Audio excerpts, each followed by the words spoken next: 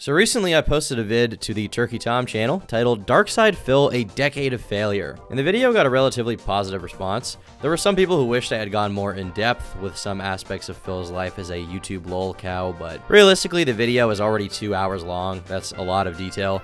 With any of these lolcow type guys, there's of course the potential for literally 10 hours of content or more. There are entire channels dedicated to not even talking about these guys, but just clipping them. I mean, I personally could make a whole new channel just for lolcow stuff. But firstly, while I do find these guys interesting, I have a zoomer attention span, so I can't bring myself to dedicate like hours and hours every week to caring about them. And secondly, I tend to make a judgment call with my content where I want to sit somewhere between SunnyV2 and like the insanely detailed down the rabbit hole. Both of these guys are great at what they do. Sunny does very brief, bite-sized videos that are accessible for everyone. Frederick Knudson's Down the Rabbit Hole, on the other hand, aims to be like the most exhaustive, in-depth account of any subject, to the point where he puts out one video a year. I don't want that. I want to put out content consistently while also hitting a level of detail that is above what you would expect from the typical SunnyV2 video, which is why my videos tend to be 40 minutes to an hour as opposed to like 15 minutes or on the other end of the spectrum, 8 hours, right? And I'd like to add that while I do have negative commentary on people like DSP, I don't hate them. I don't particularly hate Phil very much because while making the video on him, I realized that he's honestly more boring than someone like Boogie, and certainly far more boring than Chris Chan. At the end of the day, the goal is just to make an entertaining video about these guys where I provide some good content for my audience to watch as they go about their day, whether they be intently watching it with 100% focus, they're high on stimulants, they're going crazy, or they're at work doing some task where they have headphones in and they're just trying to chill out and listen to a story. But of course, when I make videos about these guys, I do expect some kind of response from them now and then, and Phil did actually respond to my video already, albeit he said he hasn't really watched it yet, which is fine. I'm not demanding that he watch it or anything, but he did talk a bit about it himself, talked about drama and some other topics on his stream recently, and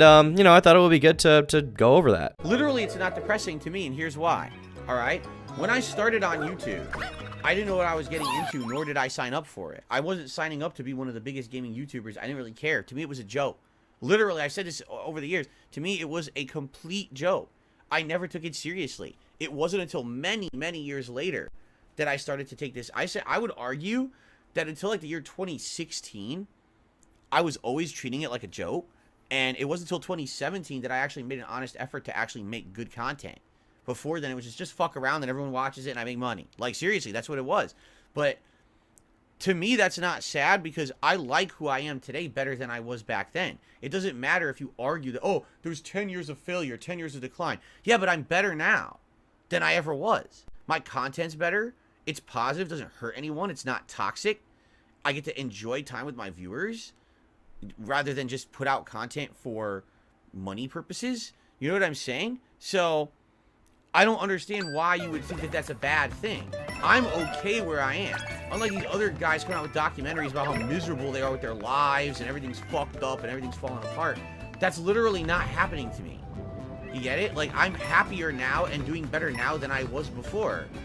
So it's not a decade of failure if you're better off now than you were. How could it be failure? It's actually completely the opposite. Yeah. So his first issue with my video seems to be with the only part he's really seen, which is the title, which is DarkSydePhil, a Decade of Failure. Now, I've had a few people call this video clickbait. I mean, at the end of the day, when I title a video, I obviously have it in mind that I want it to do well. So I'm going to title it in a way that gets people to click it, right? To want to learn more about that subject. Call that clickbait if you want, but I would argue with this video, it's actually not clickbait because the video is basically going over 10 years of history wherein Phil was just up his life over and over again, whether it be the WWE Champions debacle, him failing to use a capture card until years into his career when everyone else was doing it, to his constant fighting with detractors, to his massive debt. I mean, there are a lot of, you know, points to criticize Phil for. It's not inaccurate to say that his life has not been a major success. It has been, you know, a failure in many aspects. Maybe a slightly more accurate title would be a decade of failure with also a lot of mediocrity, because he hasn't really tried much else apart from YouTube Let's Plays in the last 10 years or so. But I personally would consider him going from the potential he had back in the day and the amount of eyes he had on him to where he is now to be a failure on his part, and that's why I think I can actually justify that title. Now, Phil does say that he's happier now than he's ever been, and that could be the case. I don't know what's going on inside his head, and if he does feel that he's genuinely a happy person and he's really looking forward to, you know, his job every day, then good for him. I'm not going to try to take away his happiness. I would like to see him react to my video, and like obviously I would want that, right? Because that's good content for me, and I think it'd be interesting to watch for viewers. And honestly, I would also like to interview Phil about his career and his life because I find him to be a fascinating dude, despite me saying that he is more boring than other lolcows. But I think most people would agree, like, compared to even like Boogie, like, he's probably not as interesting. But at the end of the day, if he's truly happy with where he is as a person, then I don't wish to take that away from him. That being said, I feel there are things he could do to increase his profile, like going on the lolcow podcast for an episode, which is out now, by the way, video soon. But you can't make him do what he doesn't want to do. At the end of the day, this is Phil's life. It's his prerogative to operate however he wants. And if he refuses to engage with drama in that way, then that's his choice. Now, I would argue that, you know, by even acknowledging my video or responding to chatters, he is engaging with drama a little bit, right? Because people are going to clip it and put it on their channels, like the Duty Streams channel or whatever. And there's a bunch of other channels that do the same kind of thing, right? I mean, you've got Mighty D, you've got Super Crazy, and there's a ton of other channels like this that do the same kind of thing. And obviously, like, almost no matter what Phil does, they will clip him, whether it's positive or negative, because they just, you know, they find it interesting to laugh at him endlessly. But, you know, I think Phil could benefit from engaging with some of this stuff from time to time. It could actually yield some good results for his career, but if he really doesn't want to do that, what am I supposed to do, you know? How could it be failure? It's actually completely the opposite. Yeah, I don't have as much money, but money is not the determining factor of success in life.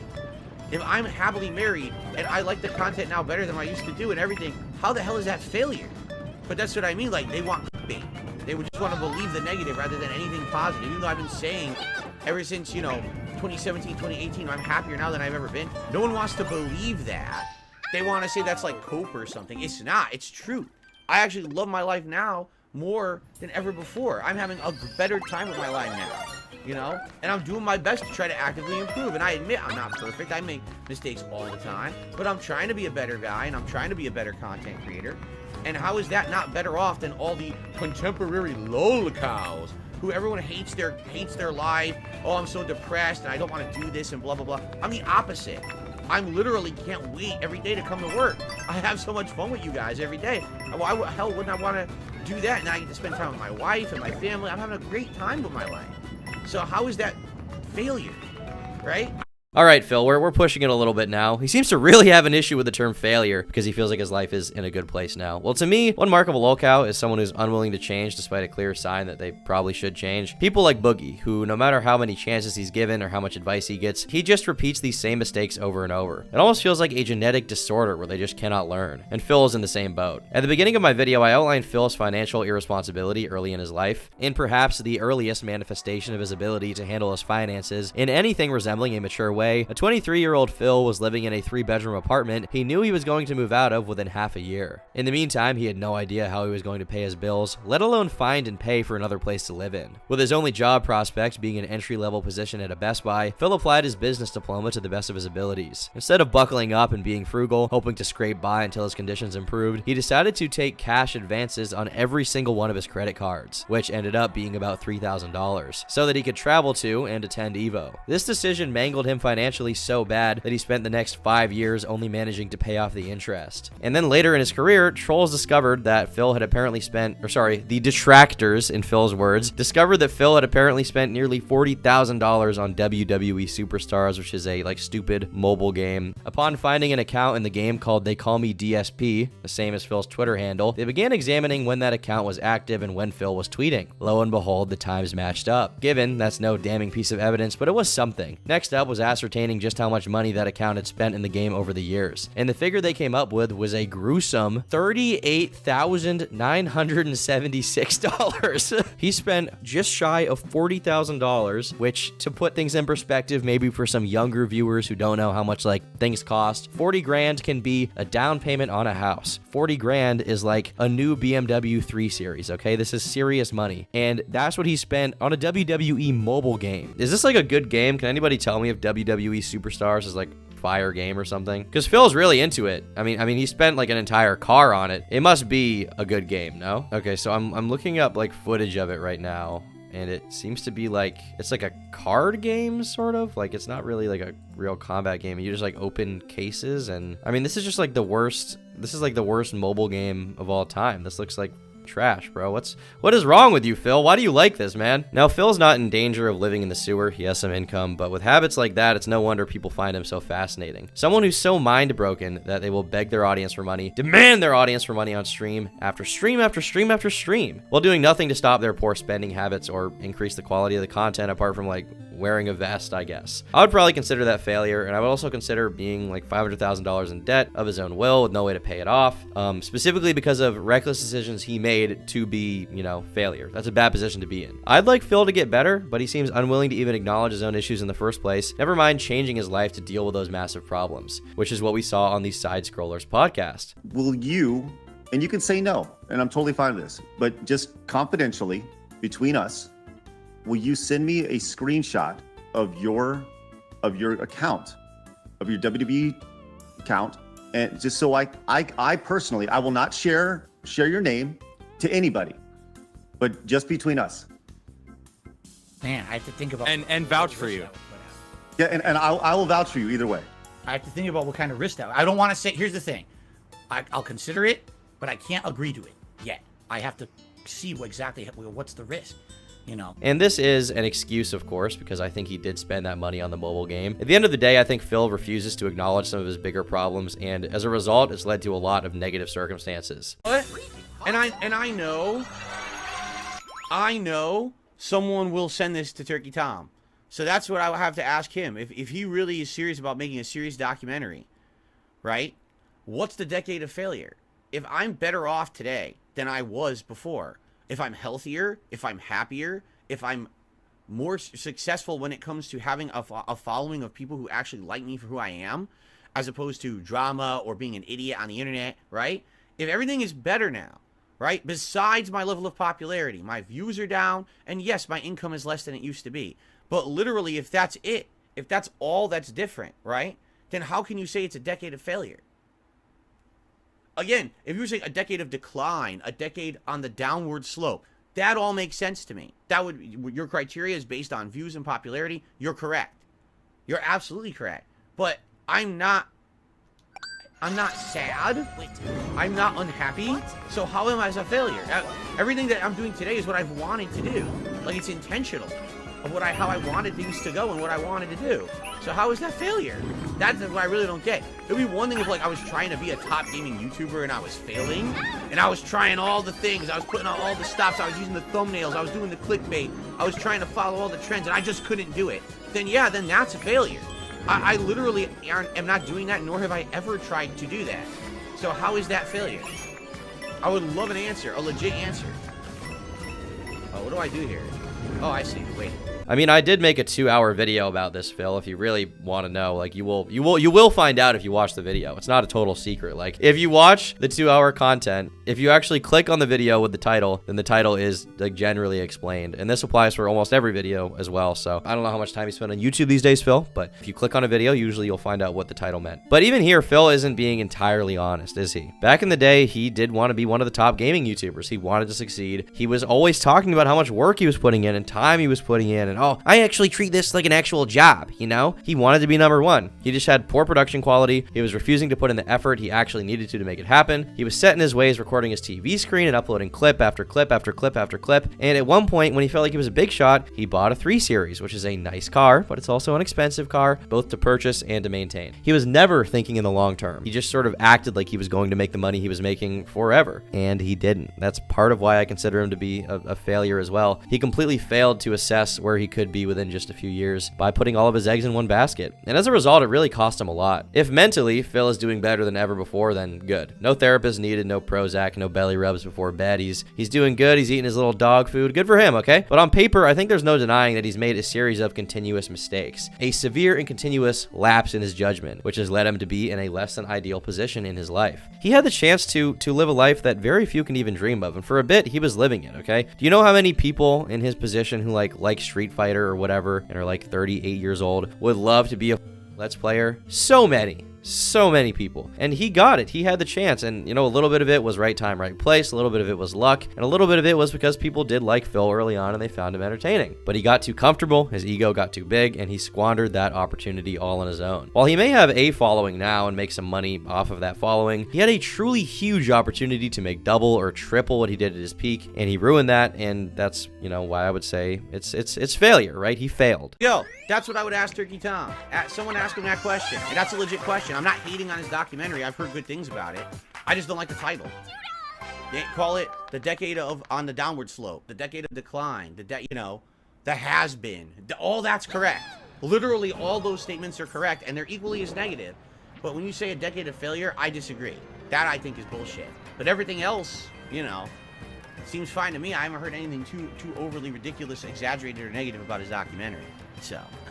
Well, sorry to break it to you, Phil, but I'm not going to change that, to be honest. I think it's a good title, and hopefully in this video I've justified that to you a little more. I once again maintain you could have just watched the video that I made previously to understand, but, you know, whatever. Or maybe just look back at your own life, because, I mean, you know, you did live it. Everything that happened in the video is stuff that you dealt with. And it's weird because Phil seems unwilling to even engage with content about him that could help his success. I feel like if when people made negative videos about him, he reacted to it, it could get more attention on his channel. He isn't exactly working with a lot of other YouTubers, so this would be a way for him to indirectly collaborate with people and get some eyes on him and, you know, pitch into the drama, but it's in a way that, like, it's making content, right? He's actually making something that people can watch and go back to watch and enjoy. He shouldn't react to every negative comment about him, but reacting to some of them seems like a decent way to drive traffic to his channel. But he's not having it. He's totally against that. He says it, like, over and over again in multiple streams. He's done with drama. He doesn't want to be involved in drama anymore, I guess. Okay, so that's why, you know, why I still bring this up today? Because look what's going on. The documentary just released. Everyone's talking about it and wants me to talk about it. I have nothing to say. I'm not going to watch it. I don't have time for it. You know what I mean? Again, I'm not slamming it. I haven't seen it. You can't slam something that you haven't seen. I don't totally get this argument, or not argument, just statement really. Like, you're a YouTuber who spends all day recording yourself playing video games. Surely, in your busy schedule, you could find time to watch something on stream. Hell, more reaction content would probably help you grow, because then you're, you know, reacting to different people's content, you're giving your opinion, and then people who are fans and people who are detractors who want to hear out your thoughts on different subjects because they find it entertaining can get that. But he's just averse to this out of principle, I guess, and a lot of this seems to stem back to Keemstar in some way. I used to make fun of the Down the Rabbit Hole documentary. Oh, anyone who makes a documentary about me is terrible. Then I actually watched it, and I was like, it wasn't ill-intentioned. You could tell that there's some misinformation in it. But it wasn't ill-intentioned at all, and I have no ill will towards Frederick Knudsen, because I actually feel like he was trying to do a legit documentary about me at that time, you know? So I don't know. I haven't seen the documentary. This is a new one. I don't care to. I don't want to get toxic again. I'm trying to stay away. So I hope that people understand that. And even Turkey Tom, I hope he understands that. It's not a slight against him that I don't want to watch his documentary. I promised my audience that this year I would stay out of the drama shit, and I am going to stick to that commitment. I'm not going to go back on it all of a sudden because there's a chance for personal gain.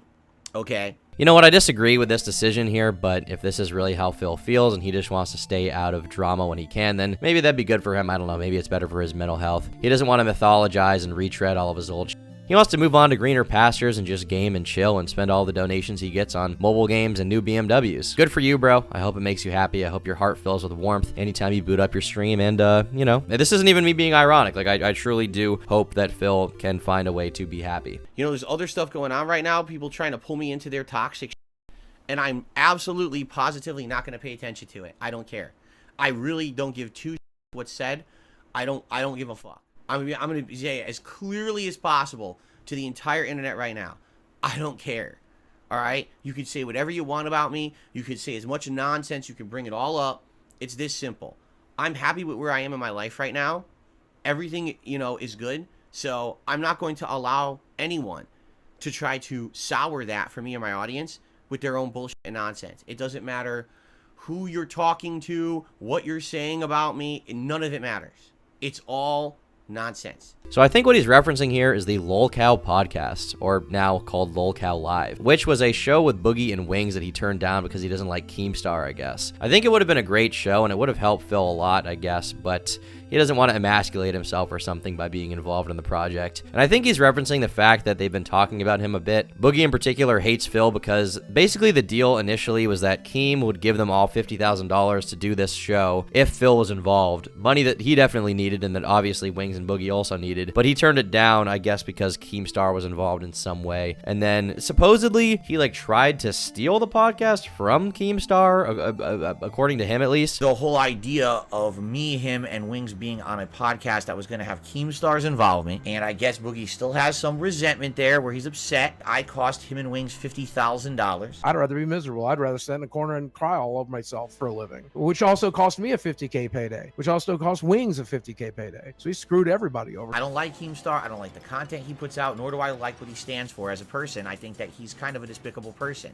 I would never do business with this man. I would never work a Keemstar. Like I said, there's more to this, which I've already gone into a bit, but I'm going to go into it with another video pretty soon. But so far, the build up to this show has been pretty funny. Wish Phil would go on. Would love to talk to him on my own channel or on the Lolcow Live channel, but if he doesn't want to do it, then there's not much I can do about that, right? This is probably the last time I'm going to talk about DSP unless he does something super dumb, or maybe in a year or two, I could do an update to the big 2-hour-long video. But with him not watching the video and not engaging, like, there's just not much you can do. And ultimately, I think I've milked him enough. You know, the 2-hour video is probably enough, right? But if you haven't seen that video, be sure to check it out. Put a lot of time into it, and I think you guys who haven't seen it would definitely enjoy it. Thanks to Duty Streams on YouTube and Poems Future on Twitter for clipping these streams so I could easily find the content instead of having to like watch multiple hours of DarkSydePhil to find it, because honestly, I think I've watched enough DarkSydePhil at this point. I've honestly just had enough. Anyway, I'll see you all tomorrow. And be sure to become a member. For $5 a month, they get the members only podcasts and exclusive videos that only members get.